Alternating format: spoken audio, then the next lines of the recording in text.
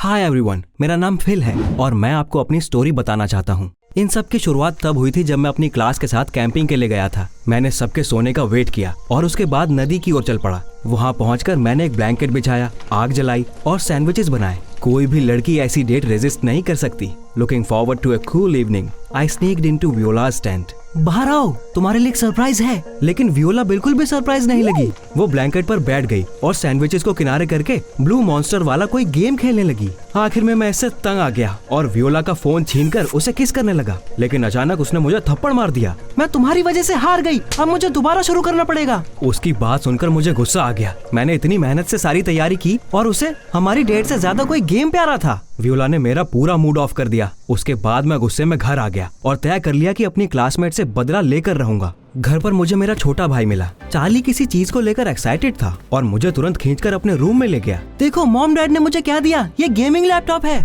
Cool, okay, मैं सोने जा रहा हूँ। नो, तुम मुझे खेलते हुए नहीं देखोगे? तुम्हें पता है मुझे कंप्यूटर गेम्स पसंद नहीं है। लेकिन चार्ली मुझे अकेला छोड़ने को तैयार नहीं था। वो किसी ब्लू मॉन्स्टर वाले नए गेम पॉपी प्ले टाइम के बारे में लगातार बोले जा रहा था। तभी मुझे रियलाइज हुआ ये तो वही गेम था जो मैंने वियोला के फोन में देखा था। मैं क्यूरियस हो गया और देखने लगा कि इसमें ऐसी क्या खास बात है जो उस लड़की ने मुझे छोड़कर इसे चूज किया। शुरू में तो वो मुझे इतना बोरिंग लग रहा था कि मुझे नींद आने लगी। लेकिन मेरे भाई ने तुरंत चिल्लाकर मुझे जगा दिया। हे, मैं देख रहा हूँ तुम क्या कर रहे हो, डोंट फॉल asleep। इसलिए मैं वापस स्क्रीन घूरने लगा। लेकिन जल्दी ही मेरा भी इसे ट्राई करने का मन होने लगा। मैंने चार्ली के सोने का वेट किया और उसके बाद उसका लैपटॉप लेकर अपने रूम में आ गया। आप यकीन नहीं करेंगे, लेकिन वो गेम इतना कूल था कि मैं खुद को खेलने से नहीं रोक पा रहा था। मुझे पता ही नहीं चला उसे खेलते खेलते कितना टाइम बीत गया। लेकिन तभी अचानक मेरा अलार्म क्लॉक बजना शुरू हो गया। उप्स, मैं उस गेम में इतना डूब गया था कि मैंने ध्यान ही नहीं दिया कि ऑलरेडी सुबह हो गई है। मैंने अपने भाई का लैपटॉप वापस किया और स्कूल चला गया। लेकिन नींद पूरी न होने की वजह से मैं ज़ॉम्बी जैसा लग रहा था। ब्रेक के टाइम मैंने वियोला को देखा। तुम अभी भी उसी पजल में उलझी हुई हो? यस, और ये सब तुम्हारी वजह से हो रहा है बाय द वे। लेकिन वो कितना इजी है, मैंने उसे कब का सॉल्व कर लिया। अगर तुम चाहो तो मैं तुम्हारी हेल्प कर सकता हूँ। वियोला को क्लियरली ये उम्मीद नहीं थी कि मैं उस स्कैरी डॉल से इतनी जल्दी डील कर लूंगा। उसने मेरे ऊपर सवालों की बरसात कर दी और मैं खुश था क्योंकि फाइनली मुझे उसका अटेंशन मिल रहा था और अब मैं उससे उस थप्पड़ का बदला ले सकता था। I just had to figure out how। उस दिन मैं थोड़ा जल्दी घर आ गया और तुरंत अपने भाई के रूम में घुसकर कहा, लेट मी प्ले। नहीं, मुझे फिजिक्स प्रोजेक्ट पूरा करना है। मैंने वो गेम अपने कंप्यूटर पर खेलने की कोशिश की थी, लेकिन उस पर मैं इसे ठीक से नहीं खेल पा रहा था। अपने भाई के लैपटॉप पर खेलना कहीं ज्यादा बेटर था। इसलिए मैंने उसे बेवकूफ बनाते हुए कहा, चार्ली, मॉम तुम्हें बुला रही हैं। ध्यान से, वो बहुत गुस्से में थी। मेरा भाई हड़बड़ी में तुरंत मॉम के पास गया और मैं उसका लैपटॉप लेकर अपने रूम में आ गया और अंदर से दरवाजा बंद कर लिया। थोड़ी देर बाद चार्ली ने दरवाजा पीटना शुरू कर दिया और धमकियां देने लगा, लेकिन मुझे उसकी कोई परवाह नहीं थी। मैंने अपना हेडफोन लगाकर गेम खेलना शुरू कर दिया। आखिर में मैं कीबोर्ड पर ही सो गया। मैं लगातार 2 रातों से नहीं सोया था और शायद ये मेरे लिए बहुत ज्यादा हो गया था, इसलिए मैं टेबल पर ही सो गया। सुबह सुबह जैसे ही मैं ब्रेकफास्ट के लिए गया, सब के सब तुरंत मेरे ऊपर टूट पड़े। मेरा भाई और पेरेंट्स सबने मेरे ऊपर चिल्लाना शुरू कर दिया क्योंकि मेरे प्रैंक की वजह से चार्ली अपना होमवर्क नहीं कर पाया था। सच कहूँ तो मुझे खुद पर कोई शर्म नहीं आ रही थी। It wasn't fair that my brother had a cool laptop and I had some piece of junk. मैं पूरे दिन स्कूल में काफी फ्रस्ट्रेटेड था, लेकिन शाम को मेरे पेरेंट्स ने मुझे खुश कर दिया। This is for you. अब से तुम्हें और चार्ली को लड़ने की कोई जरूरत नहीं है। मेरे पेरेंट्स ने मुझे भी एक गेमिंग लैपटॉप गिफ्ट किया था, बिल्कुल वैसा ही जैसा मेरे भाई के पास था। मैं उसे पाकर बेहद खुश था और 1 मिनट के लिए भी उससे दूर नहीं जाता था। मैंने खाने के लिए भी बाहर आना बंद कर दिया था, इसलिए मॉम ने मेरे रूम में खाना लाना शुरू कर दिया। थोड़े टाइम बाद मेरे पेरेंट्स ने मुझसे परेशान होकर मुझे अकेला छोड़ दिया। एक दिन मैं शांति से गेम खेल रहा था, तभी वियोला ने मुझे कॉल किया। उसने मुझे अपने घर पर साथ में खेलने के लिए इनवाइट किया था। Why not? आधे घंटे बाद मैं उसके घर पर था।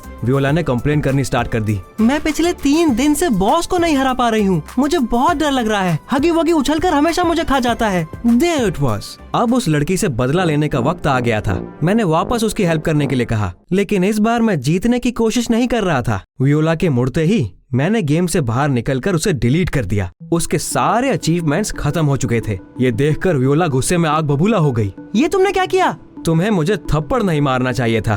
अब तुम्हें ये गेम इतना ही पसंद है तो शुरू से खेलो और एंजॉय करो। Viola burst into tears and threw a pillow at me। मैं अपने आप से खुश होकर वापस घर आ गया और फिर से खेलने लगा। मैं गेम में जितना आगे बढ़ रहा था, ये उतना ही भयानक होता जा रहा था। एक और चैलेंज के बाद मैंने राहत की सांस ली और तभी अचानक किसी ने मेरे कंधे पर टैप किया। मेरी तो सांस ही अटक गई। जैसे ही मैं अपना हेडफोन उतार कर पलटा, मुझे हगी वगी दिखाई दिया। मेरे हाथ में जो पहली चीज आई मैंने उसे उस हेरी मॉन्स्टर पर फेंक कर जोर से मारा। Damn it, I missed. मेरा लैपटॉप दीवार से टकराकर टूट गया और अचानक वो मॉन्स्टर मेरे भाई की तरह हंसने लगा। मैंने उसका मास्क हटाया। अब तुम्हारी खैर नहीं, अब मैं तुम्हारी वजह से गेम नहीं खेल पाऊंगा। लेकिन मैं बस तुम्हें प्रैंक करना चाहता था। मैंने चार्ली को धक्का देकर दूर कर दिया और भागकर उसके रूम में गया और उसका लैपटॉप उठा लाया। अब ये मेरा है। Mom, dad, come here. Phil ने वापस मेरा लैपटॉप ले लिया। हमारे पेरेंट्स तुरंत भागते हुए आए। मुझे यकीन था कि वो मेरी साइड लेंगे, लेकिन उन्होंने उस इडियट का साथ देते हुए कहा, तुमने अपना लैपटॉप खुद तोड़ा है, इसलिए अपने भाई को ब्लेम मत करो, उसका लैपटॉप वापस करो। मैंने उनकी बात मानकर लैपटॉप वापस कर दिया। उसके बाद से घर पर मेरी लाइफ अनबियरेबल हो गई थी। मेरे पेरेंट्स हमेशा मुझे डांटते रहते थे और मेरे भाई ने लैपटॉप के साथ खुद को अपने रूम में बंद कर लिया था। एक दिन मैंने चार्ली को अपना लैपटॉप मेरे साथ शेयर करने के लिए कहा तो वो मेरे ऊपर हंसने लगा। मुझे अपने फेवरेट हॉरर गेम की बहुत ज्यादा याद आ रही थी और इसलिए मैंने खुद अपने नए लैपटॉप के लिए पैसे कमाने का फैसला किया। खासकर इसलिए क्योंकि उस वक्त हॉलीडेज चल रहे थे और मेरे पास बहुत सारा खाली टाइम था। मैंने पिज्जा डिलीवरी बॉय की जॉब ले ली, लेकिन मुझे ये पहले दिन से ही पसंद नहीं था। मैं इतनी जल्दी में था कि मुझसे ऑर्डर्स मिक्स हो गए। मैंने किसी को गलत चेंज दे दिया और मेरे पैर में छाले भी पड़ गए। बस एक चीज थी जिसकी वजह से मैं वो घटिया नौकरी बर्दाश्त कर रहा था और वो थी उससे मिलने वाले पैसे।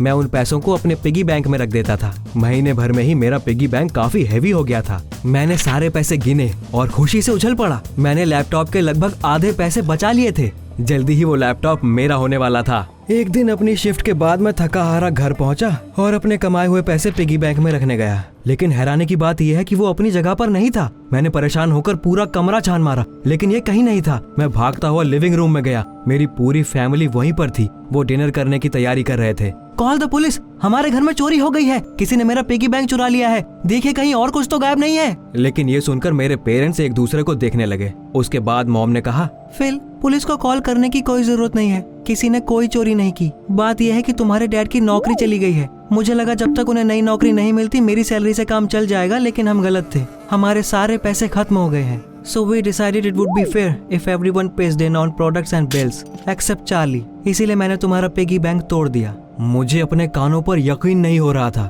मैं गुस्से से पागल हो गया। लेकिन वो मेरे पैसे थे, आपको कम से कम मुझसे पूछना तो चाहिए था।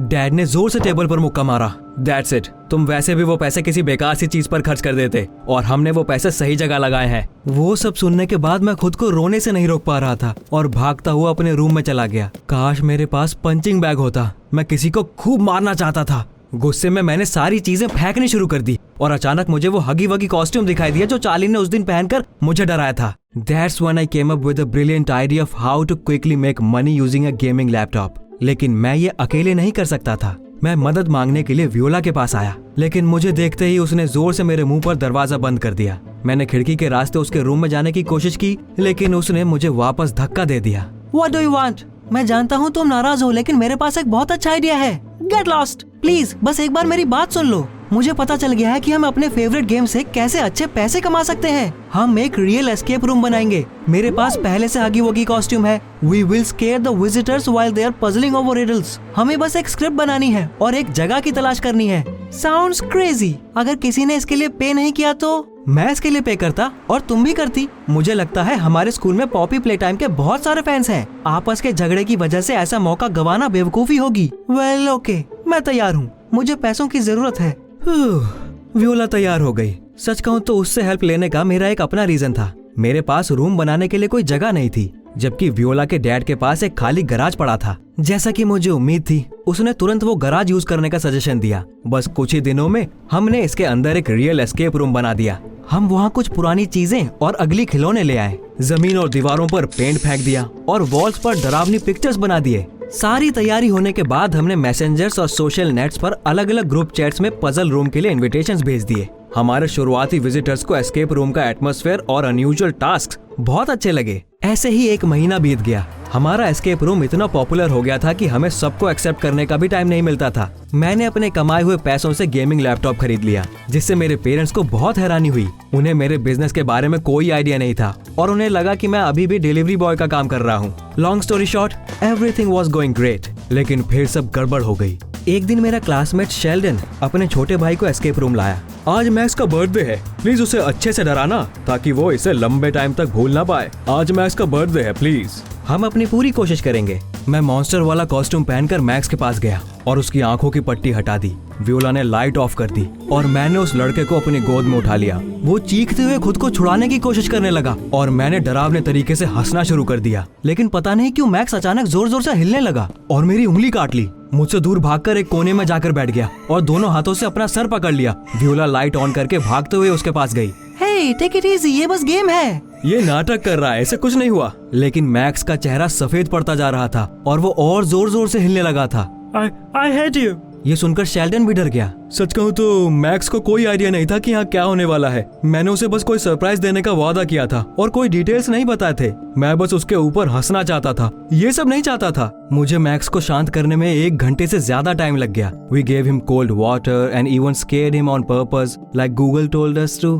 लेकिन वो हकलाते हुए ना जाने क्या क्या बोल रहा था, इसलिए हमें उसके पेरेंट्स को सब सच सच बताना पड़ा। और इस तरह मैं मुसीबत में पड़ गया क्योंकि उसी दिन मैक्स और शेल्डन के पेरेंट्स ने मेरे पेरेंट्स को कॉल किया और हमारे ऊपर केस करने की धमकी देने लगे। मेरे पेरेंट्स मुझ पर बहुत चिल्लाए। मैंने अपने मॉम डैड को कभी इतने गुस्से में नहीं देखा था। वो तो मेरी सारी पॉकेट मनी लेकर मुझे पनिश भी करना चाहते थे, लेकिन मुझे इसका डर नहीं था। मैं उसके बिना रह सकता था। All I could think about was how to help Max. और फिर वियोला ने मेरी हेल्प की। उसने उस लड़के को अपने डैड के पास हिप्नोसिस सेशन के लिए ले जाने का सजेशन दिया। मिस्टर विलियम्स 20 साल से भी ज्यादा टाइम से साइकोलॉजिस्ट का काम कर रहे थे और उन्होंने सैकड़ों पेशेंट्स की हकलाहट ठीक की थी। मुझे दोबारा उम्मीद मिली, क्या पता वो मैक्स की भी हेल्प कर पाए। जैसे ही मिस्टर विलियम्स ने मैक्स के चेहरे के सामने पेंडुलम हिलाना शुरू किया, वियोला, शेल्डन और मैंने अपनी सांसें थाम ली। अचानक वो लड़का काउच से उछलकर खड़ा हो गया और रोते हुए साफ आवाज में कहने लगा, प्लीज ऐसा मत करो, मुझे बहुत डर लग रहा है, मैंने ये सब नाटक किया था। सारे लोग बिल्कुल शॉक्ड हो गए। सबसे पहले शेल्डन ने होश संभाला।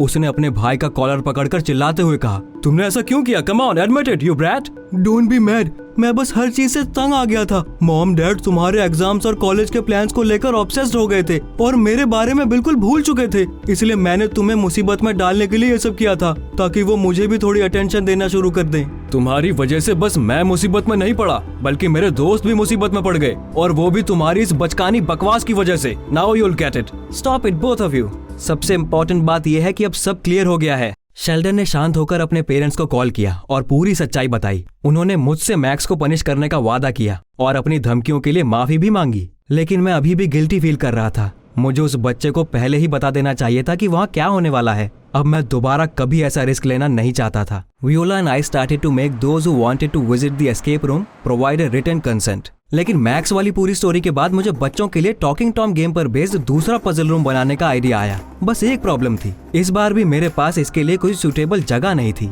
लेकिन जल्दी ही वो प्रॉब्लम भी सॉल्व हो गई। To make up for everything, Sheldon and Max offered their help in organising the puzzle room. उनके पेरेंट्स इस बात से बहुत खुश थे कि दोनों भाइयों की लड़ाई खत्म हो गई है और उन्हें एक कॉमन इंटरेस्ट मिल गया है। इसलिए उन्होंने खुशी खुशी उन्हें अपना गराज यूज करने की परमिशन दे दी।